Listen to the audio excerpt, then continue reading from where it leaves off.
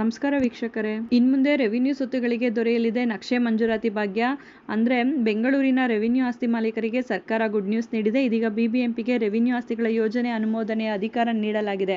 ಮೊದಲು ಬಿಡಿಎ ಹೊಂದಿದ್ದ ಈ ಅಧಿಕಾರವನ್ನು ಬಿಬಿಎಂಪಿಗೆ ವರ್ಗಾಯಿಸಲಾಗಿದೆ. ಇದರಿಂದ ಬಿ ಖಾತಾ ಆಸ್ತಿಗಳ ಮಾಲೀಕರಿಗೆ ನಕ್ಷೆ ಅನುಮೋದನೆ ಸುಲಭವಾಗಿ ಸಿಗಲಿದೆ. ಇಷ್ಟು ದಿನ ಬಿಡಿಎಗೆ ಇದ್ದ ಭೂ ಪರಿವರ್ತನೆ ಅಧಿಕಾರವನ್ನು ಇದೀಗ ಬಿಬಿಎಂಪಿಗೆ ಹಸ್ತಾಂತರಿಸಲಾಗಿದೆ. ಇನ್ಮುಂದೆ ರೆವಿನ್ಯೂ ಸ್ವತ್ತುಗಳಿಗೂ ನಕ್ಷೆ ಮಂಜೂರಾತಿ ಭಾಗ್ಯ ದೊರೆಯಲಿದೆ.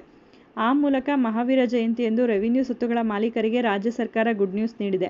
ಬಿಬಿಎಂಪಿ ಬೊಕ್ಕಸಕ್ಕೆ ಸಾವಿರಾರು ಕೋಟಿ ರು ಆದಾಯ ಹರಿದು ಬರುವ ನಿರೀಕ್ಷೆ ಇದೆ. ಸಾರ್ವಜನಿಕರ ಹಿತದೃಷ್ಟಿಯಿಂದ ಸರ್ಕಾರ ಸುತ್ತೋಲೆ ಹೊರಡಿಸಿದೆ.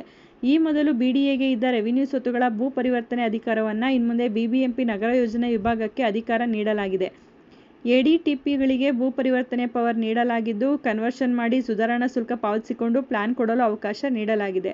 ಇನ್ನು ಏಕ ನಿವೇಶನ ವಿನ್ಯಾಸ ನಕ್ಷೆ ಮಂಜೂರಾತಿ ಅಧಿಕಾರದಲ್ಲಿ ಮಾರ್ಪಾಡು ಮಾಡಲಾಗಿದೆ. ಬಿ ಖಾತಾಗಳಿಗೆ ಕಟ್ಟಡ ಮಂಜೂರಾತಿ ನಕ್ಷೆ ಸಿಗುತ್ತಿರಲಿಲ್ಲ. ಆದರೆ ಸರ್ಕಾರ ಈ ನಿರ್ಧಾರದಿಂದ ರೆವಿನ್ಯೂ ಜಾಗದ ಮಾಲೀಕರ ಸಂಕಷ್ಟ ದೂರ ಆಗಿದೆ. ಈ ಒಂದು ಮಾಹಿತಿ ಉಪಯುಕ್ತ ಆಗಿದೆ ಅಂತ ಭಾವಿಸ್ತೀನಿ. ಮತ್ತಷ್ಟು ಮಾಹಿತಿಗಾಗಿ ನಮ್ಮ ಚಾನಲನ್ನು ಲೈಕ್ ಮಾಡಿ, ಶೇರ್ ಮಾಡಿ. ಹೊಸದಾಗಿ ನೋಡ್ತಾ ಇರೋರು ಸಬ್ಸ್ಕ್ರೈಬ್ ಮಾಡಿಕೊಂಡು ನೋಡಿ.